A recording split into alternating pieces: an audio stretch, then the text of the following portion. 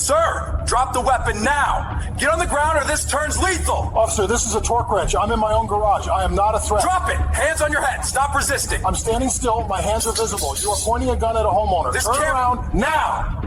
Sir, drop the weapon. I said, drop the weapon and get on the ground right now. You are trembling on the edge of a lethal force encounter. The voice cracked with an unstable mixture of adrenaline and fear, shattering the quiet hum of a Saturday morning in the upscale suburb of Oak Creek. But the man on the receiving end of the order wasn't holding a weapon. He was holding a calibrated torque wrench. And he wasn't a criminal. He was Dr. Marcus Sterling, the 58-year-old chief of neurosurgery at St. Jude's Medical Center, a man whose hands had saved more lives than the entire police department combined. "Officer," Marcus said, his voice terrifyingly calm, the kind of calm that comes from decades of operating on aneurysms where a millimeter of tremble means death. "This is a torque wrench. I am tightening the lug nuts on my vehicle. I am standing in my own garage. I'm not going to ask you again. Drop it." Officer Kyle Brannigan screamed, his service pistol unholstered and leveled at Marcus's chest. Brannigan was 27 years old, a transfer hire from a rural county with a haircut that was too tight and a temper that was too short. He saw a black man in a garage with a metal tool, and his training had seemingly evaporated, replaced by a dangerous tunnel vision. The scene was surreal. The garage was pristine, the floor coated in gray epoxy, the walls lined with framed medical degrees and photos of Marcus with governors and senators. In the center sat a 1967 Shelby GT500 Mustang, partially disassembled, a labor of love that Marcus had been restoring for 3 years. Marcus stood next to the left rear tire, wearing grease-stained coveralls and a vintage cap. "I am slowly placing the tool on the workbench," Marcus announced, moving with deliberate slowness. He knew that any sudden twitch could end his life. He placed the wrench on the metal table. "My hands are empty. I am now raising them." "Officer, you are making a catastrophic error. Look around you. Does this look like a burglary?" "Turn around. Hands on your head. Interlace your fingers." Brannigan advanced, weapon still drawn. "We had a call of a suspicious individual breaking into a garage at this address. You fit the description." "The description?" Marcus asked, his back now to the officer, his hands laced behind a head that held enough medical knowledge to fill a library. "Let me guess. A black male in a garage, officer. I own this home. My name is on the deed. My name is on the mailbox. If you take a breath and look at the registration on the windshield of this car, you will see it matches the name on the house." "Shut up! Stop resisting!" Brannigan yelled, closing the distance. "I am standing perfectly still," Marcus said, his voice dropping an octave, becoming the voice he used when a resident made a mistake in the OR. "I am not resisting. I am explaining." "And you are currently pointing a loaded firearm at a homeowner in a gated community. The camera above my garage door is recording this. The camera on your chest is recording this. Before you touch me, I want you to ask yourself if you are absolutely certain that you are right." Brannigan hesitated. For a split second, the reality of the situation almost pierced through his bias. The house was a $3 million colonial. The car was worth 6 figures. The man spoke with the diction of an Ivy League graduate. But Brannigan had already committed. He had drawn his weapon. He had shouted commands. To back down now would be to admit he had panicked. It would be a loss of face. And for a man like Kyle Brannigan, losing face was worse than being wrong. "We'll figure out who owns what when you're in cuffs," Brannigan snapped, holstering his weapon and reaching for his restraints.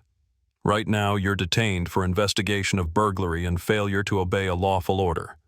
"I am not a suspect," Marcus said, feeling the officer's hand grab his wrist.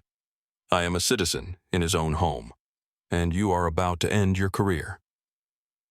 To understand how this Saturday morning turned into a constitutional crisis, we have to step back 20 minutes. Marcus Sterling had woken up at 6:00 a.m. as he did every day, a habit formed during 30 years of morning rounds. He had brewed a pot of Ethiopian coffee, read the Wall Street Journal on his tablet, and then headed to the garage. This was his sanctuary. The hospital was a place of life and death, of high-stakes decisions and grieving families. The garage was simple: nuts and bolts, metal and oil. If something was broken on the Mustang, he could fix it. It was therapy. He had the garage door open to let in the fresh spring breeze and the morning light. He was listening to a jazz record, low volume, just background noise. He had waved to Mrs. Gable, his neighbor across the street, as she walked her golden retriever. Mrs. Gable was a retired contract law attorney, sharp as a tack and fiercely protective of the neighborhood. She had waved back.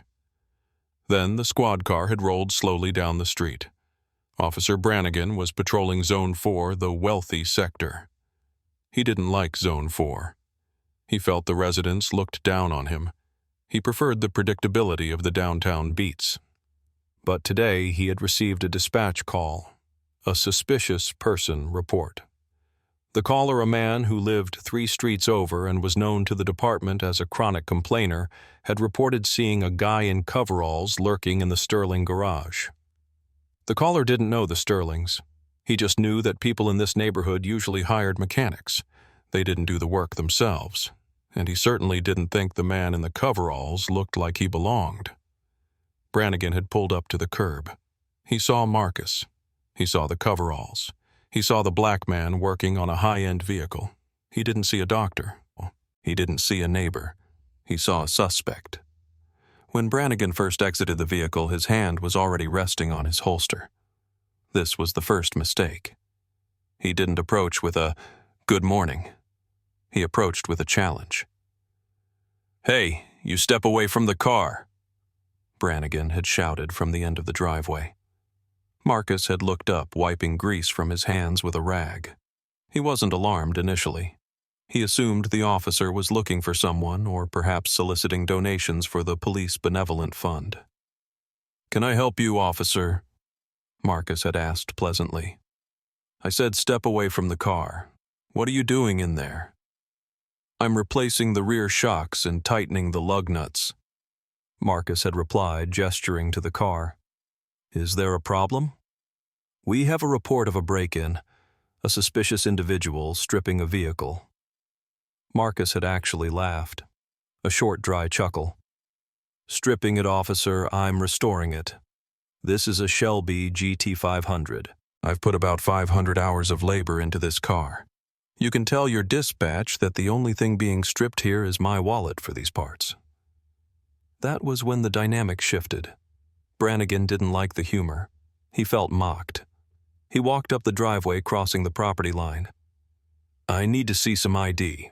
Now." "My identification is inside the house," Marcus said, his smile fading.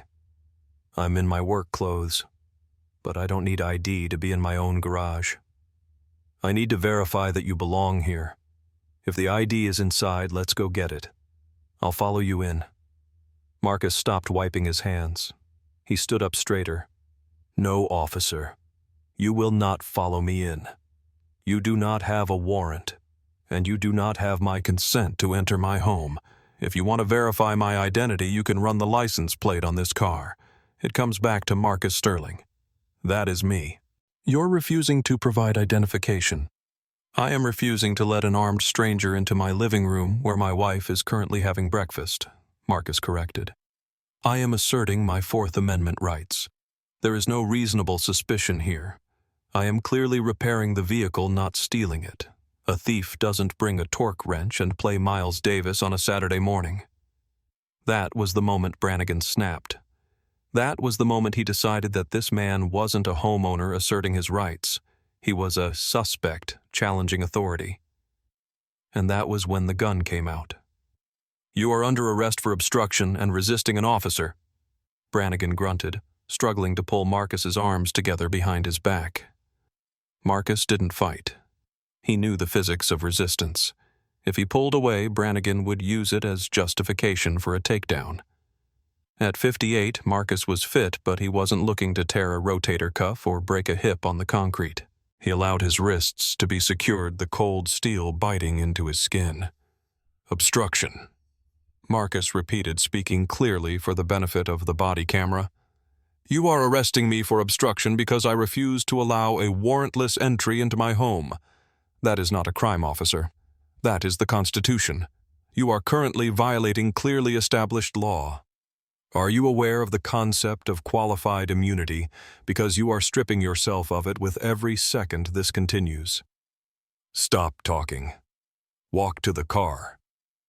Brannigan shoved Marcus forward. I am walking.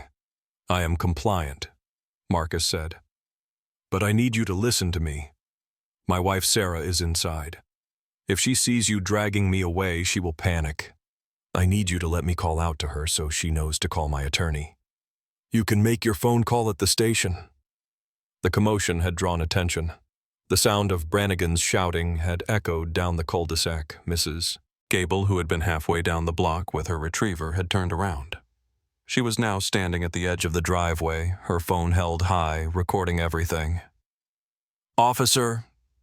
Mrs. Gable's voice was sharp, the voice of a woman who had spent 40 years tearing apart ill-prepared witnesses in federal court. What in God's name do you think you are doing? Brannigan spun around, startled. Ma'am, back up. This is an active crime scene.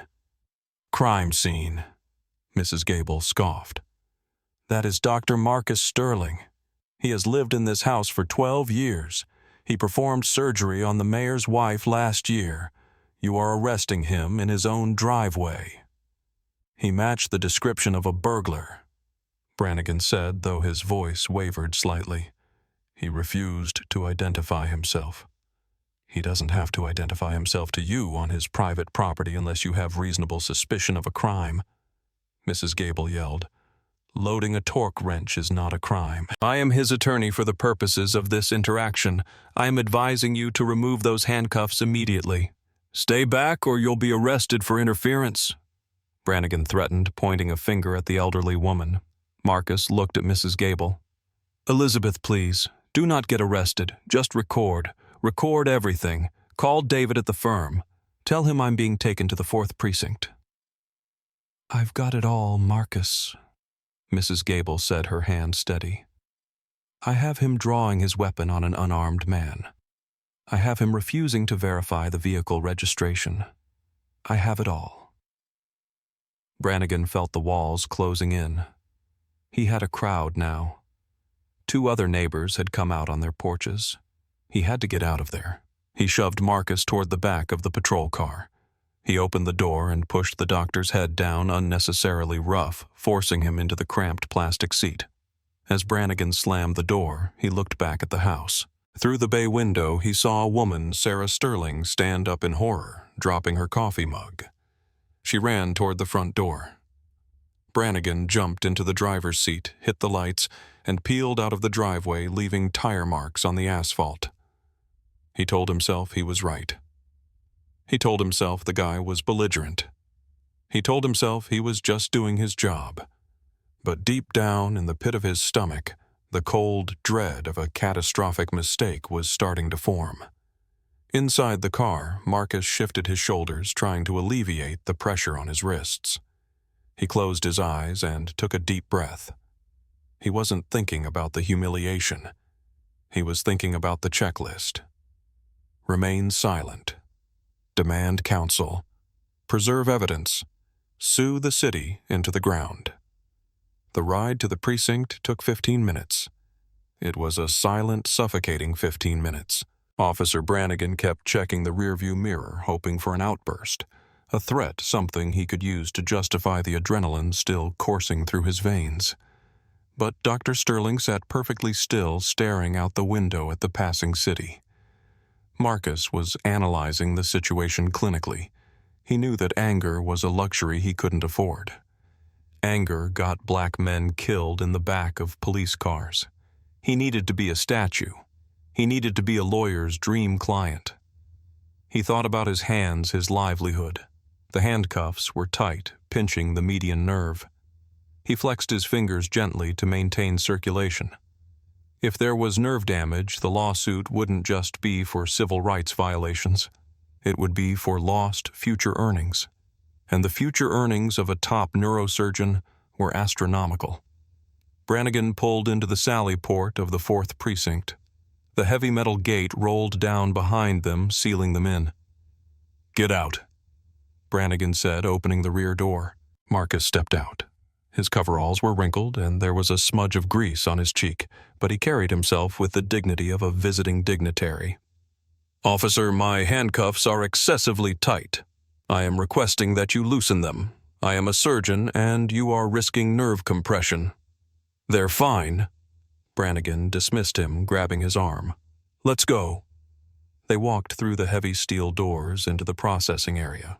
The smell of the station was familiar to anyone who watched crime dramas, stale coffee floor wax, and misery. But for Marcus, it was a foreign world. They approached the booking desk. The desk sergeant was Thomas Miller, a grizzled veteran with 30 years on the force. He was drinking a coffee and reading a sports blog on his computer. He didn't look up initially. "Got a refusal to identify resisting and obstruction," Brannigan announced, placing Marcus's wallet, which he had fished out of the back pocket during the pat-down on the counter. "Saturday morning special, huh?" Sergeant Miller grunted. "What's the story?" "Suspect was in a garage in Oak Creek, acting suspicious, refused to show ID, got belligerent." Miller looked up. He looked at Brannigan. Then he looked at the suspect. The coffee cup stopped halfway to Miller's mouth. His eyes widened. He squinted as if trying to process an image that didn't make sense.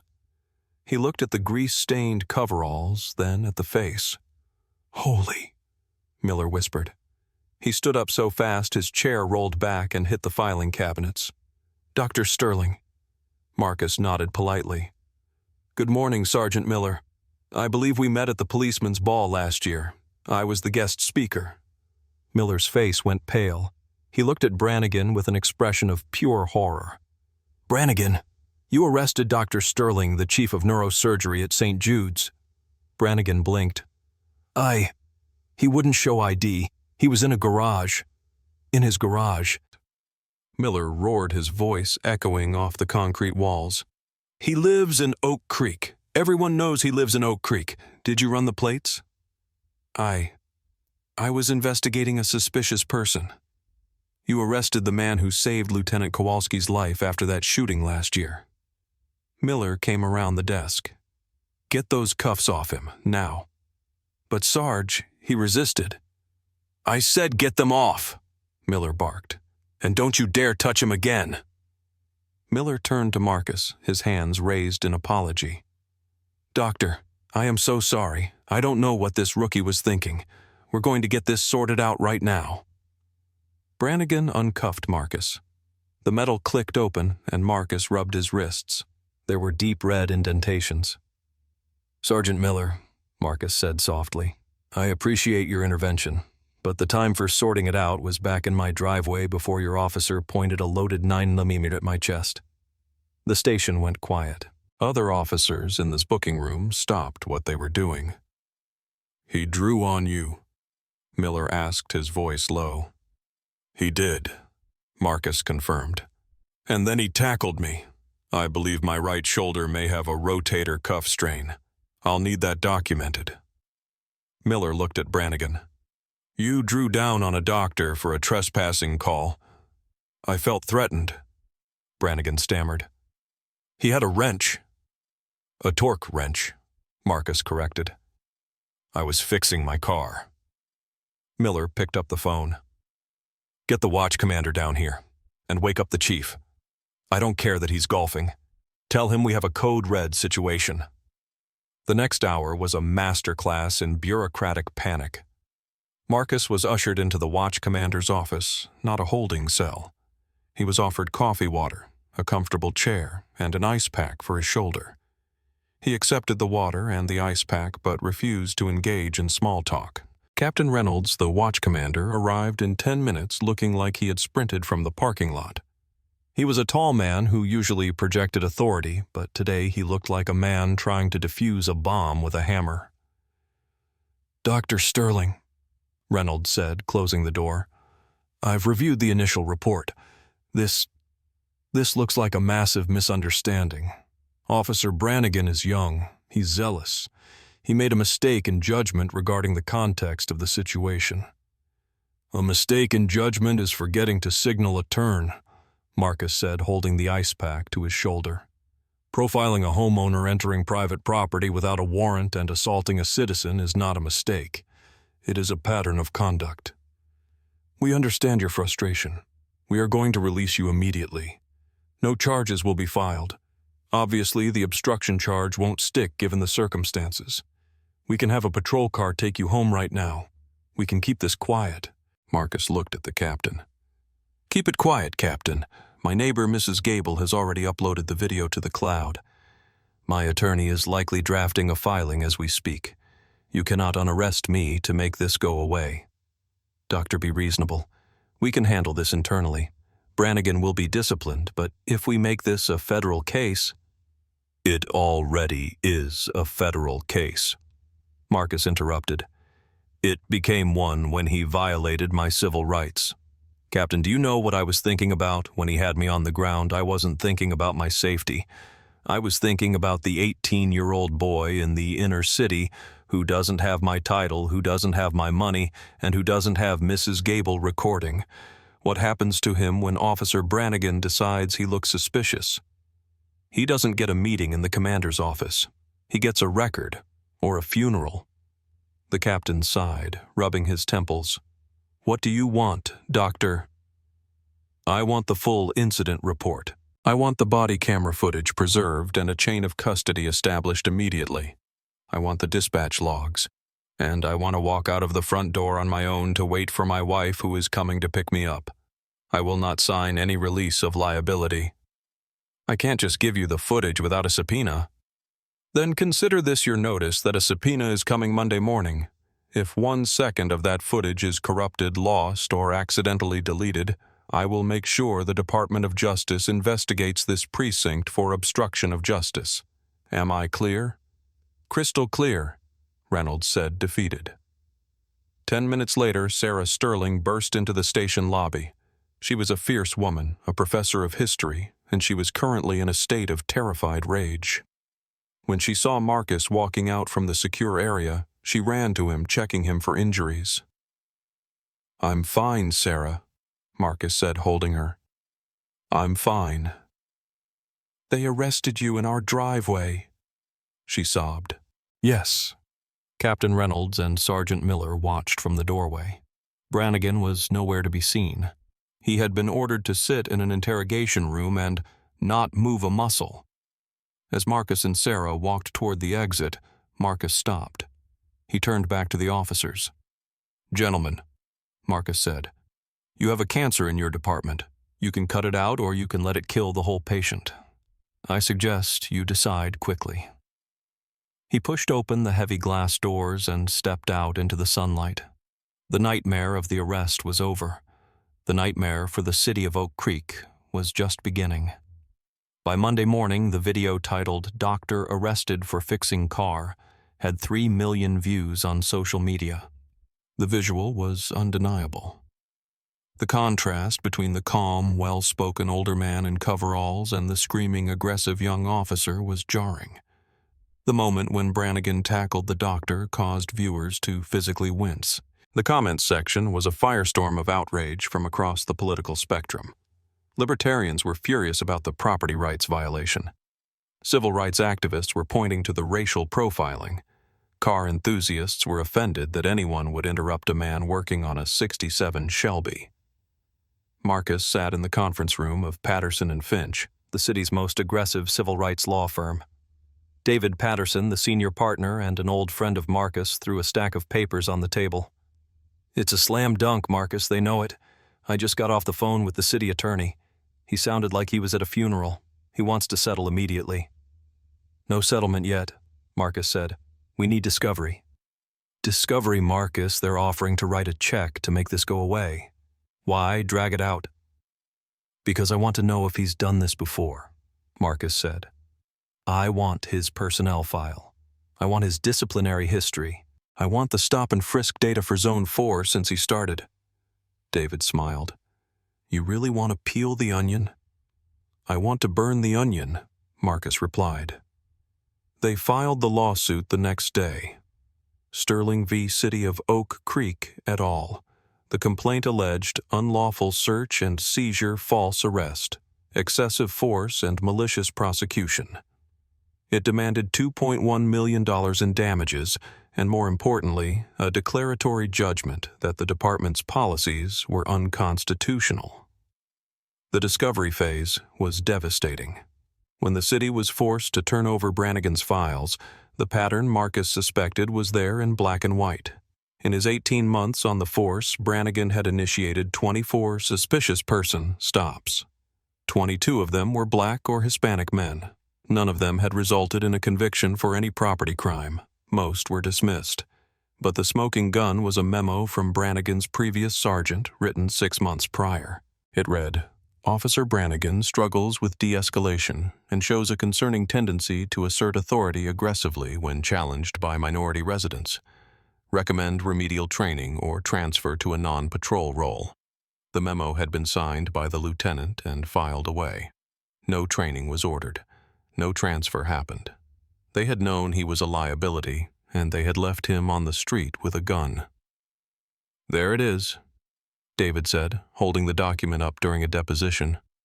Deliberate indifference. The city knew he was dangerous and did nothing. That pierces their immunity. The deposition of Officer Brannigan was brutal. Under oath, stripped of his badge and uniform, he looked small. David Patterson walked him through the video frame by frame.